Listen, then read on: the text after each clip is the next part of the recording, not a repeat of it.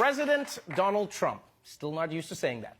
Last night, he flew 8,000 miles for his first state visit to India. Now, Trump's in India, partly to negotiate a trade deal and partly to get his copy of the Kama Sutra signed. Yeah, Trump and Melania use that book all the time. Her favorite position is the one where she's on top and he's not in the room. Now, you might be wondering, how would a country full of brown people react to a visit from Donald Trump? Well, it turns out from the moment Trump arrived, it was love at first sight. President Trump just arrived this morning for a two-day visit. The president received what's being called a king's welcome, orchestrated by the Indian Prime Minister. The president headed a massive rally packed with more than 100,000 people. A Make America Great Again rally, India style. They even blasted Macho Man before the president took the stage. And when he did, a show of affection for India's Prime Minister. Namaste, Trump! The president is overwhelmingly popular here in India, where his pro-business, tough-on-terror image is widely admired. I happen to like Prime Minister Modi a lot. He says between the stadium and the airport, we'll have about 7 million people, so it's going to be very exciting. 7 million people came out to see Trump go from the airport to the stadium? That's impressive. Although, to be fair, it's also India. There's 7 million people between any two locations. Yeah, I mean, the line at Indian Starbucks is 7 million people.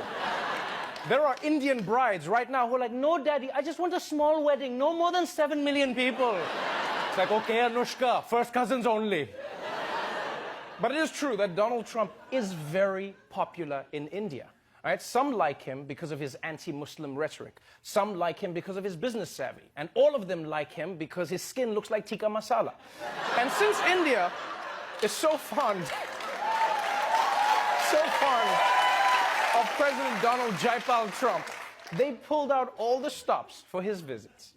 At India's famous Taj Mahal, workers paint, spruce and polish. Roads are renovated.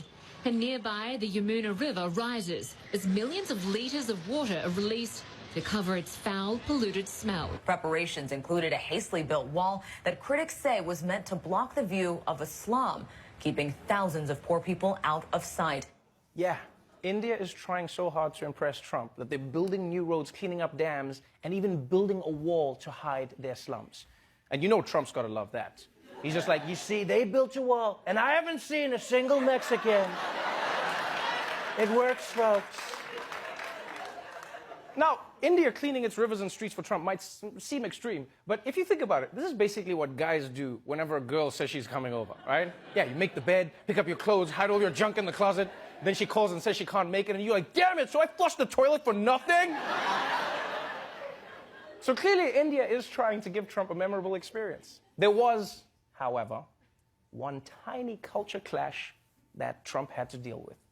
Donald Trump is in India this morning, but he could be forced to go without his favourite meals of burgers and steaks. India's Prime Minister, Narendra Modi, a devout vegetarian, plans not to serve any meat to the president during his visit. One person who's familiar with President Trump's eating habits has told the media they're worried about how he'll cope with the lack of meat, saying, "I have never seen him eat a vegetable." I honestly don't know what's stranger. The fact that Trump might eat vegetables, or that people are actually worried about how it will go. Because you realize the news wasn't even snarky about it. They weren't like, haha, the president has to eat vegetables. They were like, yo, if Donald Trump eats broccoli, he could die. So this is going to be hard on Trump. And you know what I was thinking is what's worse for him is that cows are so sacred in India that they're allowed to just wander around in the city. So can you imagine how hard that's going to be for him? He hasn't eaten beef for 2 days, and then he's just going to start seeing cows in the streets, and he's going to be like, oh my God, I'm hallucinating. All the cows I've eaten have come back to haunt me. I'm sorry, cows. I'm so sorry. So sorry. But I will say I'm impressed because despite the beef issue, Trump is making the best of his India trip. In fact, he even made an effort to show the Indian people how much he respects them by trying to speak their language. And it went about as well as you would think.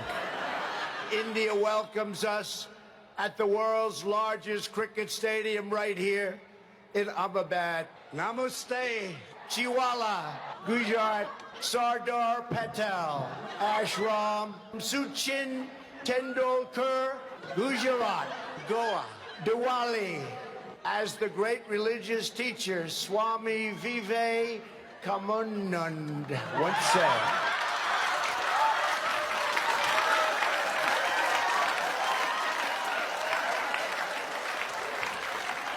Oh, man. Oh, even if that pronunciation was right, that facial expression was so wrong. That looked like the most exercise he's gotten in decades. It's like, come on. All right, that's my steps for the day. I'm done. Oh, man. Now, this was really interesting. After Trump butchered half the Hindi dictionary, Indian Twitter lost their minds, right? People were coming on like, dude, it's not namaste, it's namaste. Who messes up namaste? It says namaste. But to those Indians, I say, please, don't be mad, right? Trump may not be able to pronounce Hindi words, but he can't pronounce English words either, so he's an equal opportunity offender. And besides, think about it.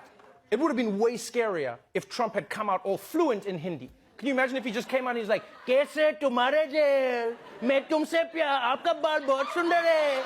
Kuch hote aaye, bigly." It would have been weird. So, that was day one of President Trump's trip to India. And you know what?